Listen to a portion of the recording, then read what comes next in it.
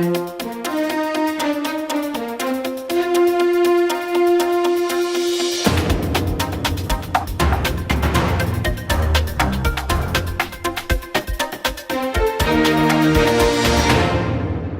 lawmakers are weighing end-of-life legislation that opponents contend could help promote euthanasia. The Illinois House is considering the Physician's Order for Life-Sustaining Treatment Form Amendment, or Senate Bill 3076. Proponents of the state Senate-approved measure maintain it will improve the law by eliminating confusion between the current Illinois POLST form and do not resuscitate orders. There has to be some very strong changes to this to protect patients, especially the elderly and the frail. Ralph Rivera with Illinois Citizens for Life points out the bill amends the Illinois POLST form to allow practitioners other than physicians to sign the POLST form, including an advanced practical nurse, physician's assistant, or licensed resident after completion of 1 year in a program. Well, we believe that a doctor is best of those to make decisions and give options to a patient on whether it's end of life or even under serious illness, to talk about options with them. The other problem with this bill is that it's amending a form that is flawed right off the bat. So adding other people who aren't as qualified is a problem. Mr. Rivera tells IllinoisFamily.org News, even if the changes are implemented, the POLST form will still give no clear distinctions for terminal and non-terminal conditions and comes up short in terms of protecting patients with life-sustaining treatment. You can have a situation where you have an allergic reaction to a medication. Your breathing stops and your pulse stops. This isn't a dying situation unless you do nothing. Most people would want CPR in that case. If you had an accidental electric shock, it could stop your breathing, could stop your pulse. Would you want to be resuscitated? Most people would say yes, but there's no distinction in this form.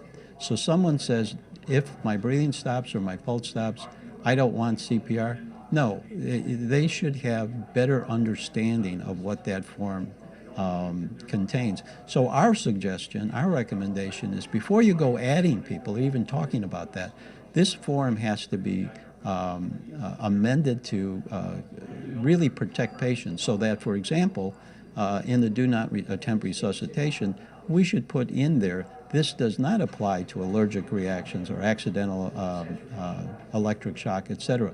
So that there's some very tight language in there to protect patients. Another part of the POLST form says they give you choices on the kind of medical treatment you'd want. First one, it says, would I want comfort measures? But comfort measures does not include specifically in there IV fluids.